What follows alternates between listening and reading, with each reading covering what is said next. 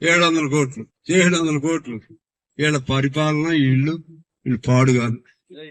BP లేస్తుంది, తిట్టలేక ఈ మాట అంటున్నా. ఆడాళ్ళు అన్నట్టుగా అనాల్సి వస్తుంది. నాకు అంత కోపం వస్తుంది బస్ స్టాండ్ లో చూస్తుంటే. ఎందుకంటే అసలు నేనైతే సంవత్సరంలో మొత్తం రూపాయి మారుతా. తెలివి ఉండాలి కదా, తెలివి ఉండాలి, పట్టుదల ఉండాలి, దీక్ష ఉండాలి. ఇంత అన్యాయంగా ఉన్నాయి.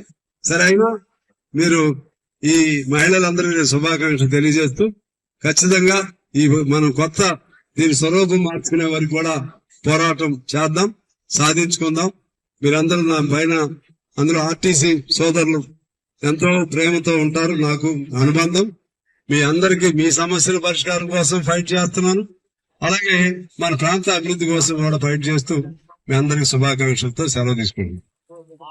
సో ఆ విధంగా బస్సులు కూడా శుభ్రంగా ఉండాలి.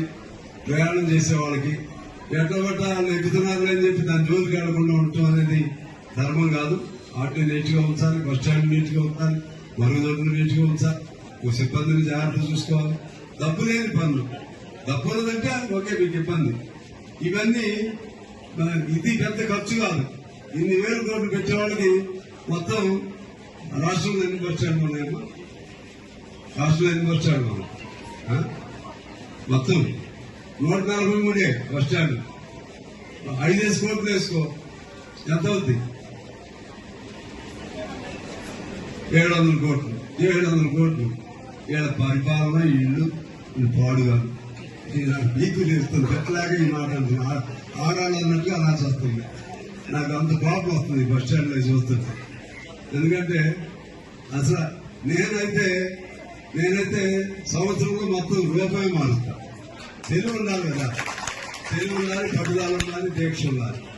ఇంత అన్యాయంగా ఉన్నాయి. సరే అయినా మీరు ఈ మహిళలందరికీ శుభాకాంక్షలు తెలియజేస్తూ ఖచ్చితంగా ఈ మనం కొత్త దీని స్వరూపం మార్చుకునే వరకు కూడా పోరాటం చేద్దాం, సాధించుకుందాం. మీరందరూ నా పైన, అందులో ఆర్టీసీ సోదరులు ఎంతో ప్రేమతో ఉంటారు. నాకు అనుబంధం. మీ అందరికీ మీ సమస్యల పరిష్కారం కోసం ఫైట్ చేస్తున్నాను. అలాగే మన ప్రాంత అభివృద్ధి కోసం కూడా ఫైట్ చేస్తూ మీ అందరికీ శుభాకాంక్షలతో సెలవు తీసుకుంటున్నాను.